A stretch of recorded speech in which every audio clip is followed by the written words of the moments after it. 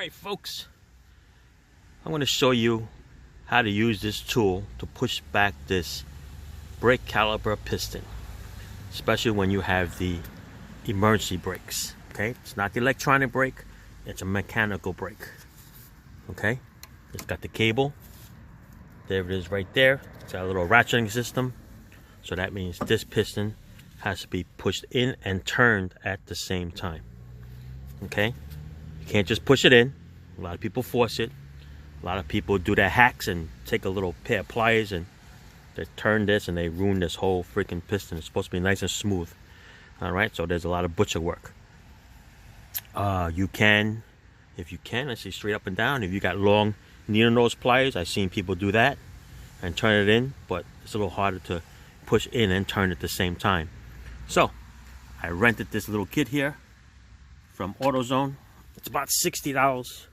What they usually do is they charge your credit card or you pay cash for it. Then when you return it, you get your money back. Alright, so I'm going to open it up. This is what the kit looks like. Alright, and in this particular model, it's got 2 pins. Okay, there's a lot of 2 pins here. If you notice that the difference is the length of how it is. This one is going to be 1 3/8.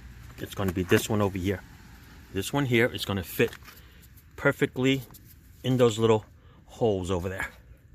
Okay, let's see here. I'm gonna show it to you. There it is. See how it just sits right in there?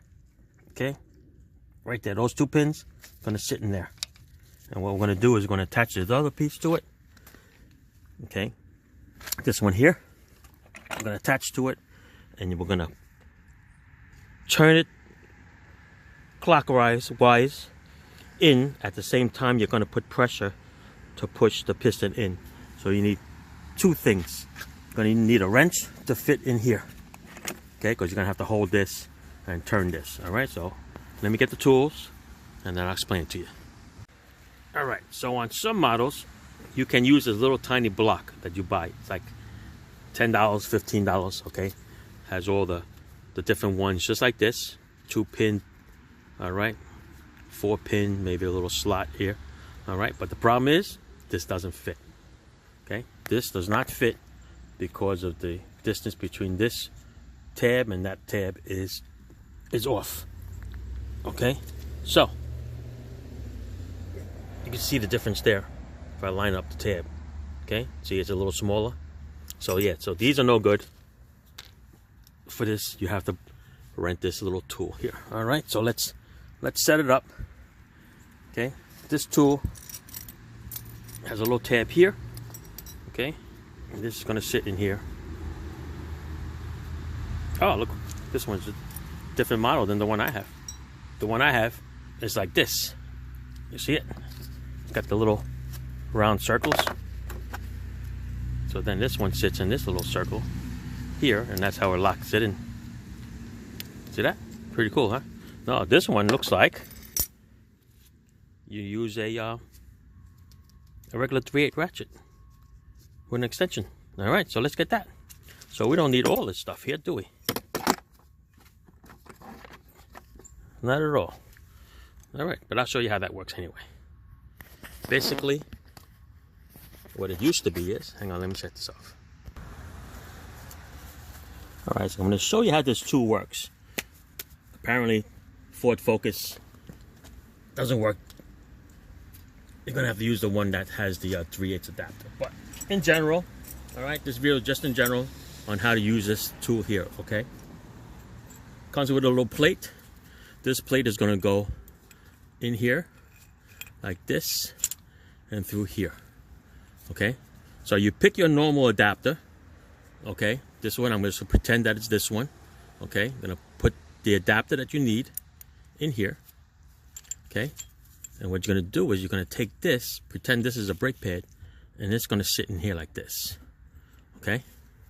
And the whole idea here, the concept is very simple. Okay? Is that you're going to turn this here, which is a 22mm nut. Okay? You are going to turn this nut to put pressure on the piston, and you're going to turn the top piece here. Okay, if you notice, that's the one that turns this plate.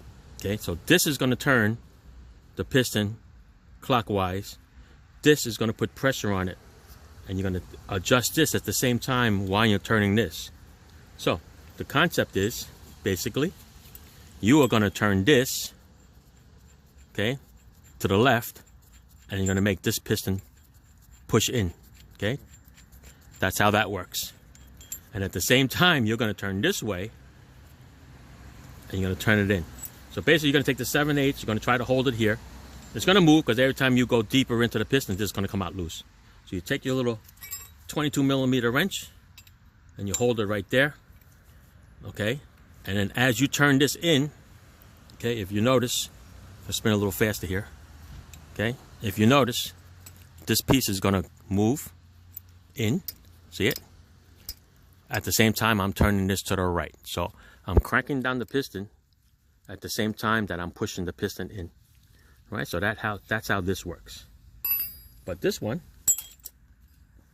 since it has a little 3/8 here, we're going to do it the manual way. I'm going to get my little ratchet with the extension. We're going to push that little piston in. All right, so let's do that.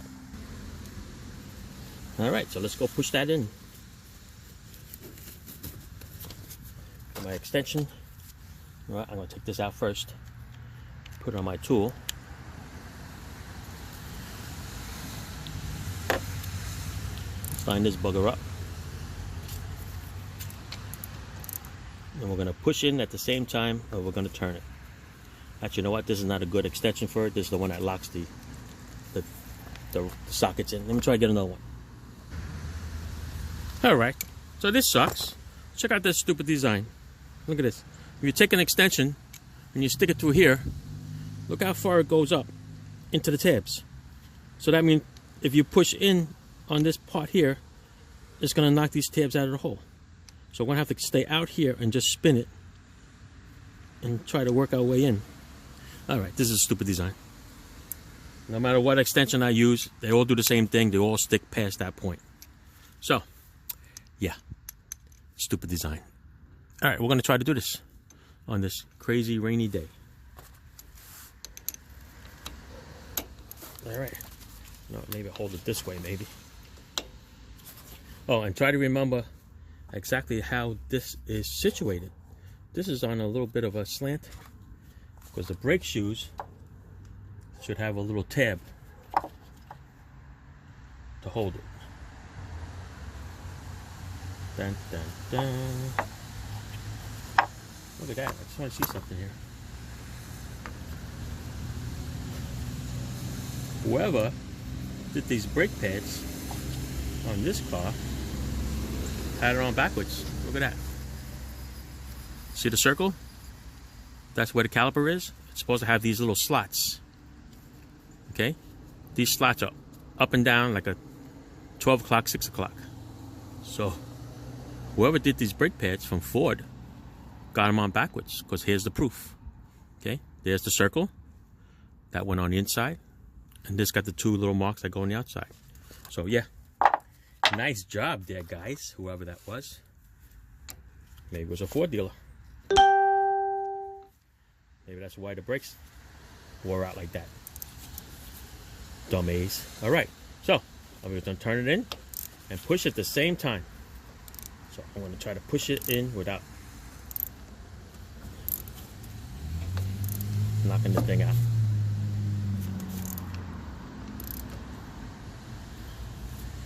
There you go. Went in as far as you can. I think we are good to go. So normally, yeah, the brake pads are going to sit in here like this. All right, they're going to fit in those little slots. That's it. So yeah, that's the way this tool works. That's the way this tool works. Okay. And like I said, on this Ford Focus, these blocks don't work. But normally, if you buy these things should fit in here. Okay. And you put your little 3/8 in there also. But you notice, it doesn't work. All right. Let's continue on. That's it for this brake caliper tool 101.